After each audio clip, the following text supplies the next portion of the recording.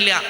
രാജ്യം വലിയ ചർച്ച ചെയ്തുകൊണ്ടിരിക്കുന്ന NRC സംബന്ധിച്ച് ചില കാര്യങ്ങൾ പറയണമെന്നത് സംഘാടകരുടെ താല്പര്യമായതുകൊണ്ട് ഇന്നലെ കോഴിക്കോട് കടപ്പുറത്ത് ശാന്തമായി കിടക്കുന്ന അറബിക്കടലിന്റെ തീരത്ത് ഒരു മനുഷ്യ മഹാസാഗരം തീർക്കപ്പെടുകയുണ്ടായി. ലക്ഷോപലക്ഷം ആളുകളാണ് അണിനിരന്നത്. 24 മണിക്കൂറിനുള്ളിൽ സമസ്തയുടെ ആഹ്വാനം കേട്ട് രാജ്യത്തിന്റെ വിവിധ ഭാഗങ്ങളിൽ നിന്ന് പൗരത്വ സംരക്ഷണത്തിന് വേണ്ടി ഒരുമിച്ച് കൂടിയ ലക്ഷക്കണക്കായ ആളുകള്. ആ ആളുകളെ മുൻനിർത്തിക്കൊണ്ട് സമസ്തയുടെ വന്യരായ നായകന്മാർ, മഹാനായ സയ്യിദുൽ ഉലമ ജിഫ്രി മുത്തുക്കോയ തങ്ങള്, വന്യരായ തങ്ങൾ പറഞ്ഞു, രാജ്യത്തെ പൗരത്വം എന്ന് പറയുന്നത് ഒരാളുടെയും ഔദാര്യമല്ല, രാജ്യത്തെ സകല ജനങ്ങളുടെയും അവകാശമാണ്. ഒരു വിഭാഗത്തിന് മാത്രമായിട്ട് പൗരത്വം നിഷേധിക്കാനാണ് ശ്രമമെങ്കിൽ അതിനെതിരെയുള്ള പോരാട്ടങ്ങൾക്ക് നേതൃത്വം കൊടുക്കാൻ സമസ്ത കേരള ജമിയത്തുൽ ഉലമ തയ്യാറാണ്. വന്യരായ സയ്യിദുൽ ഉലമ അത് പറഞ്ഞപ്പോ ലക്ഷക്കണക്കായ ആളുകളാണ് തക്ബീർ ധ്വനികളോടുകൂടെ ആ പ്രഖ്യാപനത്തെ ഏറ്റെടുത്തത്. ഇനി വരുന്ന വെള്ളിയാഴ്ച ഇൻഷാ അല്ലാഹ് മംഗലാപുരത്തെ നെഹ്റു മൈതാനിയിൽ അതിമഹത്തായ പൗരത്വ സംരക്ഷണ ജാഥ, പൗരത്വ സംരക്ഷണ സമ്മേളനം കൂടി നടക്കാൻ വേണ്ടി പോവുകയാണ്.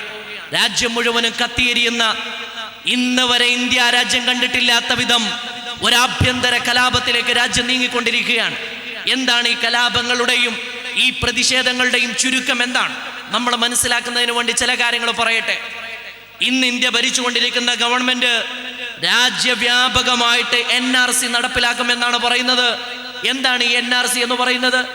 National register of citizens. പൗരന്മാരെ, ഇന്ത്യ രാജ്യത്തെ പൗരന്മാരെ മുഴുവനും ഒരു പട്ടികയിലേക്ക് കൊണ്ടുവരുന്ന ഒരു പ്രക്രിയയാണ്. ഇന്നലെ വരെ നമ്മൾ വോട്ട് ചെയ്തവരാണ്. ഇന്നലെ വരെ, ഇന്നും നമ്മളെ കയ്യിൽ പാസ്പോർട്ട് ഉണ്ട്, വോട്ടർ ID ഉണ്ട്, ആധാർ കാർഡ് ഉണ്ട്, റേഷൻ കാർഡ് ഉണ്ട്, കറന്റ് ബില്ലടച്ചതടക്കമുള്ള, നികുതി അടക്കമുള്ള ഒരുപാട് കടലാസുകൾ, പേപ്പറുകൾ നമ്മളെ കയ്യിലുണ്ട്. എന്നാലും ഇന്ത്യ ഗവൺമെന്റ് നമ്മളോട് പറയുകയാണ്, നിങ്ങൾ ഈ രാജ്യത്തെ പൗരന്മാരാണെന്ന് തെളിയിക്കണം. ആസാമിൽ ഈ ഗവൺമെന്റ് പറഞ്ഞത് 1971 മാർച്ച് 24 മുമ്പ് ഇന്ത്യയിൽ ഉണ്ടായിരുന്നു എന്ന് തെളിയിക്കാനാണ്. നമ്മൾ നോക്കണം. കേൾക്കുമ്പോൾ തോന്നുന്നു ഇത് നിസ്സാരമല്ലേ, വളരെ എളുപ്പത്തിൽ ചെയ്യാൻ പറ്റൂലേ? ആസാമില് സുപ്രീം കോടതിയുടെ മേൽനോട്ടത്തിലാണ് NRC നടപ്പിലാക്കിയത്. ആസാം എന്ന ഒരു സംസ്ഥാനത്ത് ആ ലിസ്റ്റ് തയ്യാറാക്കി കഴിഞ്ഞപ്പോ 19 ലക്ഷം ആളുകൾക്കാണ് ഞങ്ങൾ ഇന്ത്യക്കാരാണെന്ന് തെളിയിക്കാൻ പറ്റാതെ പോയത്. 19 ലക്ഷം ആളുകൾ. നിങ്ങൾ വിശ്വസിക്കുന്നുണ്ടോ ഈ 19 ലക്ഷം ആളുകൾ വിദേശത്തുനിന്ന് വന്ന ആളുകളാണെന്ന്? ഈ 19 ലക്ഷം ആളുകള് നമ്മുടെ തൊട്ടടുത്ത രാജ്യങ്ങളിൽ നിന്ന് കുടിയേറി വന്നവരാണ് എന്ന് നമ്മൾ വിചാരിക്കുന്നുണ്ടോ? നമ്മൾ അതിർത്തി അത്രമേൽ ദുർബലമാണോ? നമ്മുടെ അതിർത്തി ഒരടിസ്ഥാനത്തിൽ ആർക്കും എപ്പോഴും എങ്ങനെയും കയറി വരാൻ പറ്റുന്ന വിധത്തിൽ തുറന്നു വെച്ചതാണോ? അതല്ലെങ്കിൽ മറ്റുള്ള രാജ്യങ്ങൾ മുഴുവനും ആളുകളെ ഇങ്ങോട്ടേക്ക് കയറ്റിയേക്കാണോ? ഇന്ത്യയിലെ 30 സംസ്ഥാനങ്ങളിൽ ആസാം എന്ന് പറയുന്ന ഒരു സ്റ്റേറ്റിനകത്ത് 19 ലക്ഷം ആളുകൾ. ആരൊക്കെ അതിൽ ഉൾപ്പെട്ടിട്ടുണ്ടെന്നറിയോ? ചിലരൊക്കെ ചോദിക്കാറുണ്ട്, നിങ്ങൾ എന്തിനാ ഈ NRC പേടിക്കുന്നത്? നിങ്ങൾ എന്തിനാ പേടിക്കുന്നത്? ഇതിൽ എന്ത് അപകടമാണുള്ളത്? പുറത്തുനിന്ന് വന്ന ആൾക്കല്ലേ പ്രശ്നമുള്ളൂ, ഇവിടെയുള്ള ആളുകൾക്ക് എന്ത് കുഴപ്പമാണുള്ളത്? 1,25,25,000 കോടി രൂപ നമ്മൾ നോക്കണം. പൂജ്യങ്ങൾ എണ്ണി തീർക്കാനാകുമോ? 1,25,000 കോടിയോളം രൂപയാണ് ഇന്ത്യ ഗവൺമെന്റ് വരുന്ന 4 വർഷം ഇതിനു വേണ്ടി ചെലവഴിക്കാൻ ഒരുങ്ങുന്നത്. എന്താണ് ഇതിന്റെ അപകടം? ഇന്ത്യ രാജ്യത്തിന്റെ മുൻ പ്രസിഡന്റ് ആയിരുന്ന സക്കീർ ഹുസൈന്റെ മകൻ, നോക്കണം, നമ്മളെ പോലെയല്ല, രാജ്യത്തെ പ്രഥമ പൗരന്റെ മകനാണ്, 1ാം നമ്പർ സിറ്റിസൺ. ഇന്ത്യയിലെ 1ാം നമ്പർ സിറ്റിസൺ ആണ് ഇന്നത്തെ. അത് രാഷ്ട്രപതിയാണ്, പ്രസിഡന്റാണ്. അങ്ങനെ ഒരു കാലത്ത് ഇന്ത്യയുടെ പ്രസിഡന്റ് ആയിരുന്ന സക്കീർ ഹുസൈന്റെ മകന് ഈ രാജ്യത്തെ പൗരനാണെന്ന് തെളിയിക്കാനുള്ള രേഖകള് സമർപ്പിക്കാനായിട്ടില്ല എന്ന് പറയുമ്പോ അതിന്റെ ഭയാനകത നമ്മൾക്ക് ഉൾക്കൊള്ളാവുന്നതാണ്. എത്രമേൽ അപകടം പിടിച്ചതാണ് ഈ ലിസ്റ്റ്. 30 വർഷം ഇന്ത്യ രാജ്യത്തിന് വേണ്ടി അതിർത്തിയിൽ പോരാടിയ പട്ടാളക്കാരന് താൻ ഒരു ഇന്ത്യക്കാരനാണെന്ന് തെളിയിക്കാൻ പറ്റിയിട്ടില്ല. എത്രമേൽ അപകടകരമാണ് ഈ ബില്ല് നമ്മൾ നോക്കണം. 19 ലക്ഷം ആളുകൾ ബില്ലിന്റെ പുറത്തു പോയപ്പോ ആ 19 ലക്ഷത്തിൽ സത്യത്തിൽ ഒരു വിഭാഗത്തെ ലക്ഷ്യമാക്കിക്കൊണ്ടാണ്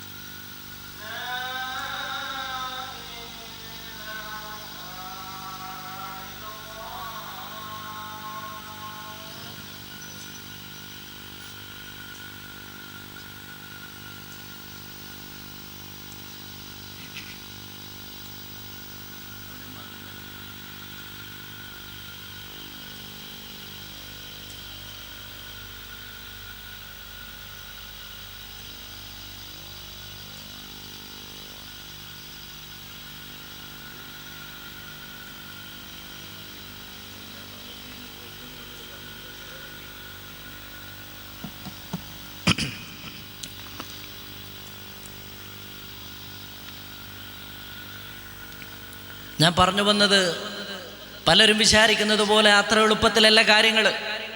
ആസാം എന്ന സംസ്ഥാനത്തിനകത്ത് 19 ലക്ഷം ആളുകൾ പുറത്തായി.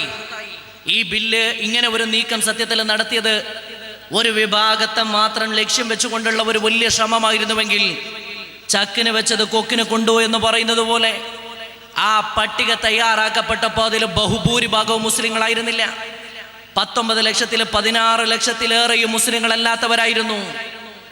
സ്ഥിതി കൈവിട്ടു പോകുന്ന തരത്തിലുള്ള വലിയ കലാപങ്ങളിലേക്ക് നീങ്ങുമെന്ന് കണ്ടപ്പോ പുറത്തു പോകുമായിരുന്ന ബില്ലിൽ, ആ പട്ടികയിൽ നിന്ന് പുറത്തു പോകുമായിരുന്ന 16 ലക്ഷത്തെ അകത്താക്കാൻ വേണ്ടി പാർലമെന്റിൽ പുതിയൊരു ബില്ല് പാസ്സാക്കി. നമ്മൾ മനസ്സിലാക്കണം, NRC എന്ന് പറയുന്നത് ഒരു നിയമമല്ല, അത് ഗവൺമെന്റിന്റെ ഒരു നയമാണ്.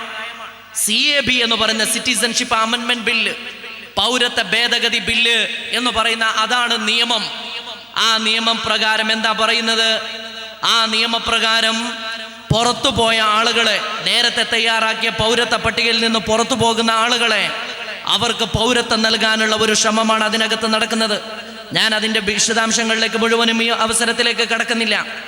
ആ ബില്ല് പറയുന്നത്, provided that any person belonging to Hindu, Sikh, Buddhist, Jain, Parsi or Christian community from Afghanistan, Bangladesh or Pakistan, മൂന്ന് രാജ്യങ്ങളിൽ നിന്ന് വന്ന 6 മതത്തിൽപ്പെട്ട ആളുകൾക്ക് അവർ 2014 ഡിസംബർ 31 മുമ്പ് ഇന്ത്യയിലുണ്ടെന്ന് തെളിയിച്ചാൽ അവർക്ക് പൗരത്വം നൽകുമെന്നാണ് ആ നിയമം പറയുന്നത്. നമ്മൾ നോക്കണം, പ്രഥമ ദൃഷ്ട്യാ ഇതിലൊരു അപകടവും കാണാനില്ല. എന്നാൽ 6 വർഷം മുമ്പ് ഇന്ത്യയിൽ ഉണ്ടായിരുന്നു എന്ന് തെളിയിക്കാൻ പറ്റിയാൽ, അഫ്ഗാനിസ്ഥാനിൽ നിന്നും ബംഗ്ലാദേശിൽ നിന്നും പാകിസ്ഥാനിൽ നിന്നും വന്നവരാണെങ്കിൽ അവർക്ക് പൗരത്വം നൽകും എന്നാണ് ഈ നിയമം പറയുന്നത്.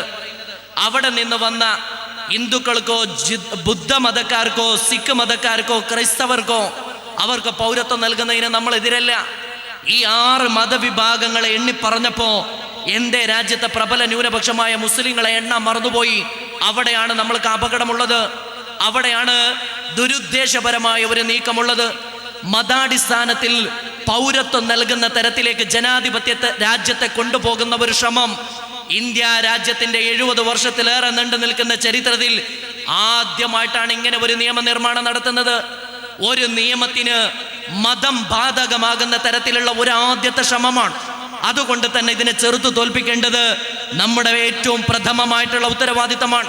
ഞാൻ അതിൻ്റെ കൂടുതൽ വിശദാംശങ്ങളിലേക്ക് പോകാനുള്ള സമയമല്ല.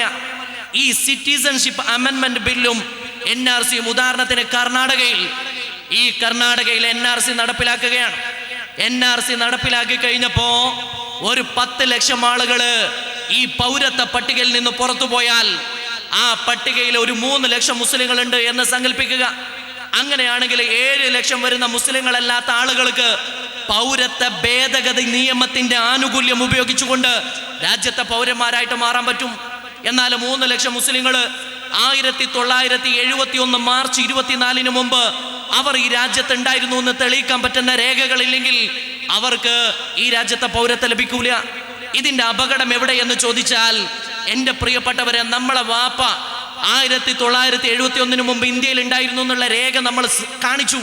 പക്ഷേ ആ രേഖയിലുള്ള വാപ്പാന്റെ പേരും നമ്മളെ സർട്ടിഫിക്കറ്റിലുള്ള വാപ്പാന്റെ പേരും ഏതെങ്കിലും ഒരു അക്ഷരത്തിൽ ചെറിയ വ്യത്യാസം കണ്ടാൽ അതോടുകൂടെ നമ്മൾക്ക് ആ തെളിവല്ലാതായിട്ട് മാറുകയാണ്. ഇങ്ങനെ പൗരത്വം നഷ്ടപ്പെട്ട പിന്നെന്താ ഗവൺമെന്റ് ചെയ്യുന്നത്? നമ്മൾ ഫോറിനേഴ്സ് ട്രൈബ്യൂണലിലേക്ക് പറഞ്ഞേക്കാൻ നമ്മൾ നോക്കണം. വാപ്പയും വല്ലിപ്പയും അടക്കം പൂർവ്വ പരമ്പര മുഴുവനും ജനിച്ചു വളർന്ന് ജീവിച്ച് മണ്ണോട് ചേർന്ന രാജ്യത്ത് ഒരു നിമിഷം, ഒരു ദിവസത്തിൽ നമ്മൾ അന്യവൽക്കരിക്കപ്പെട്ട പോവുകയാണ്. നമ്മൾ പൗരന്മാരല്ലാതായി മാറും. പിന്നെ ഒരു പൗരാവകാശവും നമ്മൾക്ക് ഉണ്ടാവില്ല. എന്താ പൗരാവകാശം എന്ന് പറയുന്നത്? വോട്ട് ചെയ്യാനുള്ള അവകാശം, ഇലക്ഷനിൽ മത്സരിക്കാനുള്ള അവകാശം, ഇവിടെ ഭൂമി വാങ്ങാനുള്ള അവകാശം, ഇവിടെയുള്ള മറ്റുള്ള എല്ലാ കാര്യങ്ങളും, സിവിൽ റൈറ്റ്സ്, എല്ലാ അവകാശങ്ങളും നിഷേധിക്കപ്പെട്ട ഒരു ജനതയായിട്ട് നമ്മൾ മാറും. പിന്നെ നമ്മളെ ഗതി എന്താ? ഫോറിനേഴ്സ് ട്രൈബ്യൂണലിന്റെ മുമ്പിൽ പോയിട്ട് ക്യൂ നിൽക്കണം. ഫോറിനേഴ്സ് ട്രൈബ്യൂണലിന് മുമ്പിലും നമ്മൾക്കത് തെളിയിക്കാനായില്ലെങ്കിൽ പിന്നെ ഡിറ്റൻഷൻ ക്യാമ്പിലേക്കാ പറഞ്ഞേക്കുന്നത്, ജയിലുകളിലേക്ക്. ഈ ജയിലുകൾ മുഴുവനും കുത്തി നിറക്കുമെന്നാണ് അവർ പറയുന്നത്. എന്നാൽ എൻ്റെ പ്രിയപ്പെട്ടവരെ, ഈ നിയമം പ്രഥമ ദൃഷ്ട്യാ ഭരണഘടനാ താല്പര്യങ്ങൾക്ക് വിരുദ്ധമാണ്. ഇന്ത്യ രാജ്യത്തിന്റെ ഭരണഘടന എന്ന് പറയുന്നത് ലോകത്ത് ഉദാത്തമായ ഒരു ഭരണഘടനയാണ്. ലോകത്ത് മറ്റൊരിടത്തും ഇല്ലാത്ത വിധം ഉന്നതമായ മാനവിക മൂല്യങ്ങൾ ഇന്ത്യ രാജ്യത്തിന്റെ ഭരണഘടനയിൽ എഴുതി ചേർക്കപ്പെട്ടിട്ടുണ്ട്. അതിന്റെ പാർട്ട് 3 എന്ന് പറയുന്ന പാർട്ട് 3 മൂന്നാമത്തെ ഭാഗം, ആ ഭാഗം പറയുന്നത് ഫണ്ടമെന്റൽ റൈറ്റ്സ് ആണ്, മൗലികമായ അവകാശം. എന്താണ് ഈ മൗലികമായ അവകാശം എന്ന് പറഞ്ഞാൽ? ഒരു കോടതിക്കും നിഷേധിക്കാൻ പറ്റാത്ത അവകാശങ്ങളാണ്, ഒരു ഗവൺമെന്റിനും തൊടാൻ പറ്റാത്ത അവകാശങ്ങളാണ്.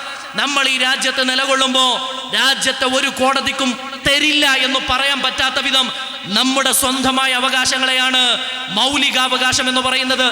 ആ മൗലികാവകാശങ്ങളിൽ വളരെ പ്രധാനപ്പെട്ടതാണ് ആർട്ടിക്കിൾ 14 എന്ന് പറയുന്നത്. ആർട്ടിക്കിൾ 14 14-ാം അനുച്ഛേദം. ആ ആർട്ടിക്കിൾ 14 അനുസരിച്ചിട്ട് the state shall not deny to any person equality before law or equal protection of the law. നിയമത്തിന്റെ മുന്നിൽ എല്ലാവരും സമന്മാരാണ്, എല്ലാവർക്കും തുല്യമായിട്ട് നിയമത്തിന്റെ പരിരക്ഷ ലഭിക്കുമെന്ന് പറയുന്ന ആ നിയമത്തിന്റെ, ആ ഭരണഘടനാപരമായ അവകാശത്തിന്റെ നഗ്നമായ ലംഘനമാണിത്. എങ്ങനെയാണ് അത് ലംഘനമാകുന്നത്? ഒരു വിഭാഗത്തിന് മാത്രം നിയമത്തിന്റെ സംരക്ഷണം കിട്ടില്ല. നമ്മൾ നോക്കണം, മറ്റുള്ളവർ 6 വർഷം മുമ്പ് ഈ രാജ്യത്തുണ്ടായിരുന്നു തെളിയിച്ചാൽ മതി. നമ്മൾ 1971 മുതലാണ്.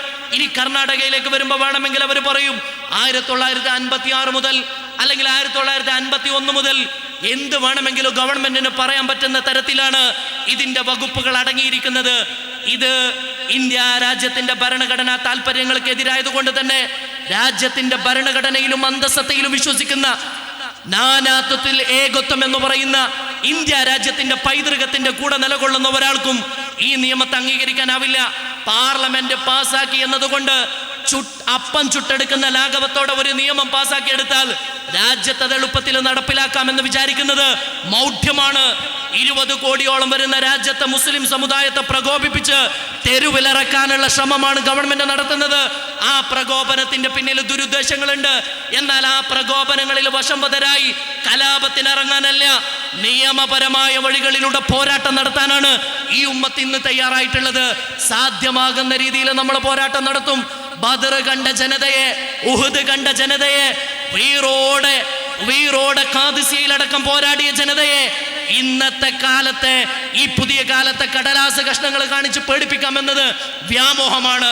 ഈ ഉമ്മത്ത് ഈ നിയമങ്ങളെ പേടിക്കാൻ വേണ്ടി പോകുന്നില്ല. ഒരാളും ഈ നിയമത്തെ പേടിക്കൂല. നമ്മൾ ധീരതയോട് കൂടെ നിൽക്കണം. നട്ടെല്ല് നിവർത്തി പിടിച്ച് ചങ്കോറ്റത്തോടെ നിലകൊള്ളണം. നിങ്ങൾ ഈ രാജ്യത്തെ പാരമ്പര്യം ചോദിക്കുമ്പോൾ, നിങ്ങൾ ഈ രാജ്യത്തെ പൗരന്മാരാണോ എന്ന് ചോദിക്കുമ്പോൾ, ഞങ്ങളെ പൗരത്വത്തിന്റെ രേഖകൾ ഈ രാജ്യത്ത് മുഴുവനും നിറഞ്ഞു നിൽക്കുന്ന ഉന്നതമായ സ്മാരകങ്ങളാണ്. ഒരു തരി മണ്ണെടുത്തിട്ട് മണപ്പിച്ചു നോക്കിയാൽ പൂർവ്വ പിതാക്കൾ ഉറ്റിച്ച വിയർപ്പിന്റെ ഗന്ധം ഇന്നും നിങ്ങൾക്ക് അനുഭവിക്കാനാകും. ഒരു തരി മണ്ണ് വാരി നോക്കിയാൽ ഇന്നും ഞങ്ങളുടെ പൂർവ്വ പിതാക്കള് ഈ രാജ്യത്തിന്റെ സ്വാതന്ത്ര്യത്തിന് വേണ്ടി ചീന്തിയ രക്തത്തിന്റെ ആ ഗന്ധം നിങ്ങൾക്ക് അനുഭവിക്കാനാകും. രാജ്യത്തിന്റെ സ്വാതന്ത്ര്യത്തിന് വേണ്ടി വക്കട നെഞ്ചിൽ വടി എന്ന് പറഞ്ഞുകൊണ്ട് ബ്രിട്ടീഷുകാരന്റെ തീത്തുപ്പുന്ന തോക്കുകൾക്ക് മുമ്പിൽ പിന്തിരിഞ്ഞോടുന്നതിന് പകരം പോരാട്ട വീതികളിൽ മുഴുവനും ഇതിഹാസം തീർത്ത ഒരു ജനത, ജയിലറകളിൽ മുഴുവനും സ്വീകരിച്ചുകൊണ്ട് കഴുമരങ്ങളെ മുഴുവനും പൂമാല പോലെ ഏറ്റുവാങ്ങിയ ഒരു ജനതയുടെ പിൻതലമുറയെ, ബ്രിട്ടീഷുകാരന്റെ ഷൂ നക്കിയ ആളുകളുടെ പിൻതലമുറ രാജ്യസ്നേഹം കാണിക്കാനോ അല്ലെങ്കിൽ രാജ്യത്തിന്റെ പാരമ്പര്യം പറഞ്ഞിട്ട് പഠിപ്പിക്കാനോ നിൽക്കുന്നത് ഭൂഷണമല്ല എന്ന് മാത്രമേ സാന്ദർഭികമായിട്ട് പറയാൻ ആഗ്രഹിക്കുന്നുള്ളൂ. കറാച്ചി, ലാഹോറിലെ ജയിലിൽ കിടക്കുന്ന മൗലാന മുഹമ്മദ് അലിയെയും മൗലാന ഷൗക്കത്ത് അലിയെയും കാണാൻ വേണ്ടി ഡൽഹിയിൽ നിന്ന് പുറപ്പെട്ട ബി ഉമ്മ എന്ന് പറയുന്ന സ്വാതന്ത്ര്യ സമര സേനാനികളുടെ ഉമ്മ എന്ന് ഗാന്ധി വിശേഷിപ്പിച്ച ബി ഉമ്മ മക്കളെ കാണാൻ ചെന്ന് ജയിലിനകത്ത് ചെന്നിട്ട് പറഞ്ഞ ഒരു വാക്കുണ്ട്, പാസി അഗർ ധൂഗെ തുമേ ജാനി മാംഗ്നാ മത് ഹുകുമത് സപാനി. ബ്രിട്ടീഷ് ഭരണകൂടം നിങ്ങൾക്ക് സ്വാതന്ത്ര്യത്തിന്റെ സ്വച്ഛന്തമായ വായു നൽകുന്നതിന് പകരം കഴുമരമാണ് നൽകുന്നത്. നിങ്ങളെ തൂക്കിക്കൊല്ലാനാണ് തീരുമാനിക്കുന്നതെങ്കിൽ അവസാനമായി കഴുമരത്തിന്റെ ചോട്ടിൽ നിൽക്കുമ്പോഴും ഗവൺമെന്റിന്റെ ഒരു തുള്ളി വെള്ളം കുടിക്കരുത് എന്ന് മക്കളോട് പറഞ്ഞ രാജ്യസ്നേഹത്തിന്റെ ഉദാത്ത മാതൃക തീർത്ത ഒരു ജനതയുടെ പിൻതലമുറയെ കോൺസ്റ്റിറ്റ്യൂഷൻ സിറ്റിസൺഷിപ്പ് അമെൻമെന്റ് ബില്ല് കാണിച്ചിട്ടോ NRC കാണിച്ചിട്ടോ പേടിപ്പിക്കാമെന്നത് വ്യാമോഹമാണ്. ഈ ബില്ലിന്റെ പിന്നിൽ വലിയ ലക്ഷ്യങ്ങളുണ്ട്, വലിയ ദുരുദ്ദേശങ്ങളുണ്ട്. ഞാൻ ആ ഭാഗത്തേക്ക് കടക്കുന്നില്ല. രാജ്യത്തെ ജനത ഒന്നായിട്ട് നിന്നാൽ തോൽപ്പിക്കാൻ പറ്റും. ഇത് മുസ്ലിങ്ങളുടെ പ്രശ്നമല്ല, ഇത് മുസ്ലിങ്ങളുടെ മാത്രം പ്രശ്നമല്ല.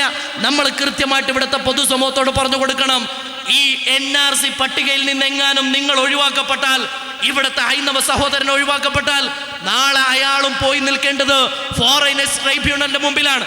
പിന്നെയുള്ളത് 2 ഓപ്ഷനാണ്. ഒന്നുകിൽ ഇന്നലെ വരെ ഈ രാജ്യത്ത് നിന്ന, ഇന്ന് വരെ ഈ രാജ്യത്ത് നിന്ന അച്ഛനമ്മമാർ മുഴുവനും ജീവിച്ച മണ്ണില് അവര് പോയിട്ട് പറയണം, ഞാനൊരു വിദേശിയായിരുന്നു, ഞാൻ പാകിസ്ഥാനിൽ നിന്ന് പീഡനം സഹിച്ചിട്ട് വന്ന ഹിന്ദുവാണ്, അല്ലെങ്കിൽ ഞാൻ ബംഗ്ലാദേശിൽ നിന്ന് പീഡനം സഹിക്കാനാകാതെ വന്ന ക്രൈസ്തവനാണ്. അങ്ങനെ വരുമ്പോ പിന്നെ നമ്മൾ പറയുന്നത് കുടിയേറി വന്ന ആളാ എന്നാണ്, 2ാം തരം പൗരന്മാരായിട്ട് മാറും. ഇതുകൊണ്ട് തന്നെ എൻ്റെ പ്രിയപ്പെട്ടവരെ, NRC സത്യത്തിൽ രാജ്യത്തിന്റെ പ്രശ്നമാണ്. അതാണ് മനസ്സിലാക്കേണ്ടത്. ചിലരൊക്കെ വിചാരിച്ചത് ഇത് മുസ്ലിങ്ങളെ പ്രശ്നമാണ്, മുസ്ലിങ്ങളൊക്കെ കുടിയൊഴിഞ്ഞു പോയാൽ അവരെ സ്വത്തൊക്കെ കൈക്കലാക്കാം. വ്യാമോഹം പൂണ്ട് നിൽക്കുന്ന ആളുകളോടൊന്നേ പറയാനുള്ളൂ, നോട്ട് നിരോധിച്ചപ്പോഴും നിങ്ങളോട് പറഞ്ഞത് ഇതുപോലുള്ള കഥകളാണ്. പോക്കറ്റ് കാലിയായപ്പോൾ മാത്രമാണ് രാജ്യം കൊള്ളയടിക്കപ്പെട്ടു എന്ന സത്യം തിരിച്ചറിഞ്ഞതെങ്കിൽ NRC നടപ്പിലാക്കുമ്പോൾ കാക്കമാരും മുസ്ലിങ്ങളൊക്കെ ഈ രാജ്യത്തുനിന്ന് പുറത്താക്കപ്പെടുമെന്ന് നിങ്ങളോട് ആരെങ്കിലും കള്ളം പറഞ്ഞിട്ടുണ്ടെങ്കിൽ, രാജ്യത്തെ കൊള്ളയടിക്കാൻ വന്ന കള്ളന്മാരുടെ വ്യാജ ജൽപ്പനങ്ങളിൽ നിങ്ങൾ പെട്ടുപോകരുത് എന്ന് മാത്രം സാന്ദർഭികമായി സൂചിപ്പിച്ച്, ഇനിയും ഇവിടെ പ്രഭാഷണങ്ങൾ നടക്കാനുണ്ട്. മംഗലാപുരത്ത് വെച്ച് വലിയ പ്രതിഷേധം നടക്കുമ്പോൾ NRCയെ പറ്റിയുള്ള കൂടുതൽ വിവരണങ്ങളൊക്കെ അവിടങ്ങളിലൊക്കെ ഉണ്ടാകുമെന്ന് മനസ്സിലാക്കിക്കൊണ്ട് എനിക്ക് അനുവദിക്കപ്പെട്ട സമയം തീരുമ്പോൾ ഞാൻ എൻ്റെ സംസാരം നിർത്തുന്നു. ആഖിറു ദഅവാന അനിൽ ഹംദുലില്ലാഹി റബ്ബിൽ ആലമീൻ. അസ്സലാമു അലൈക്കും വറഹ്മത്തുള്ളാഹി വബറകാതുഹു.